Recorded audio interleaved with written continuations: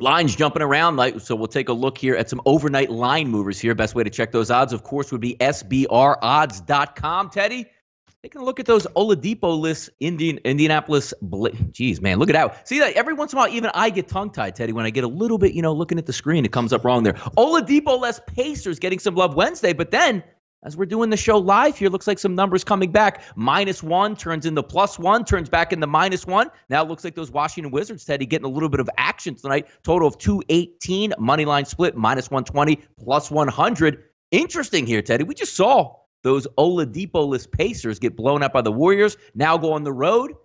How about this line movement here, Teddy?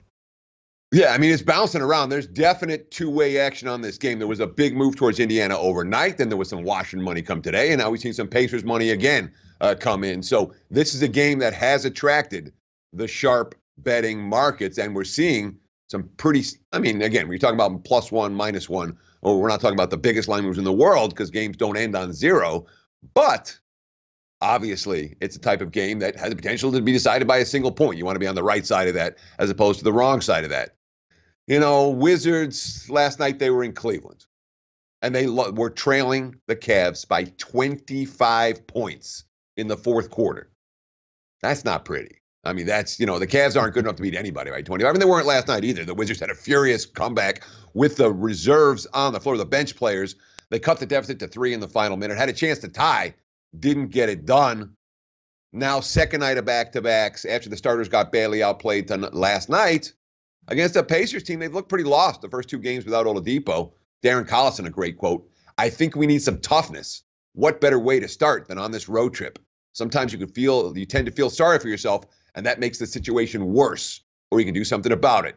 Being on the road in a hostile environment, playing against teams that have something to play for, I think this can be good for us. That something of a bet on quote in my mind from Pacers point guard Darren Collison.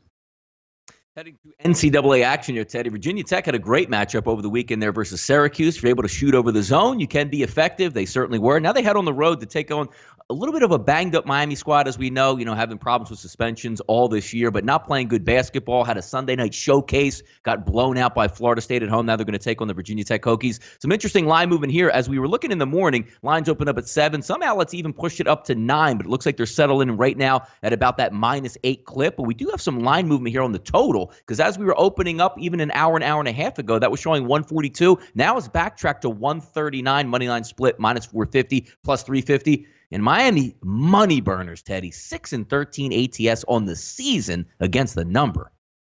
Oh, it's worse than that for Miami. If you go back to last year, we're talking about 9-24 against the spread, their last 33. So we're covering, in that 30% range. So if you blindly bet against the Canes for the last year, you cash tickets at a better than 70% clip. That is a trend worth noting.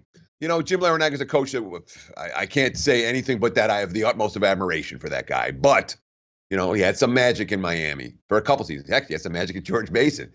This year's team doesn't seem to have that magic, and I'm not excited about Miami in any role right now. They're 9-10, as I said, straight up for a reason. Not a very good basketball team.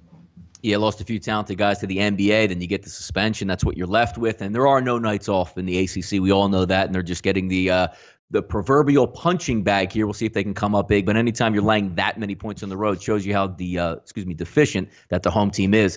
Taking a look here, Teddy. Hey, Super Bowl. Let's get some line updates here. But wait a second. There's not really much going on right now, Teddy. When are the movements coming here? When can we get the +3s across the board? When can we see somebody move that number by wiring some money into the cage in Las Vegas and pushing these numbers off 56.5, maybe some 57s, 57.5s? We know as it gets closer to Super Bowl, the public's going to jump in. The attention turns to the bowl. I'm still waiting on that 3, Teddy. Am I going to be an old man by the time it gets here across the board?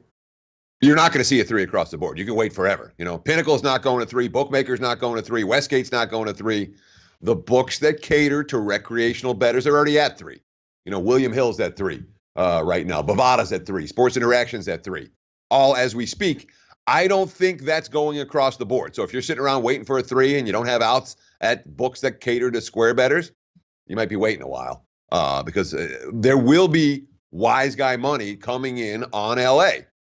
Let's not forget, there's two 90% worth talking about right here. 90% of the handle on the Super Bowl, 90% of the action is going to come in the 48 hours before kickoff. Friday, Saturday, Sunday. So all this now, this is still all wise guy party.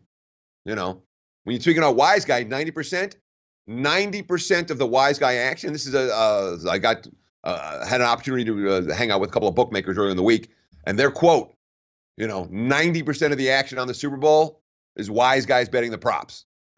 That's where their money is. Not side, it's not total, it's props. When you talk about where the serious money is going from the professional bettors, they're not loading up side. They're not loading up total. They're finding value and finding variance with all the prop wagers, and hundreds of them at every book in town, here in Vegas, in Jersey, in Mississippi, offshore. That's what the wise guys are playing.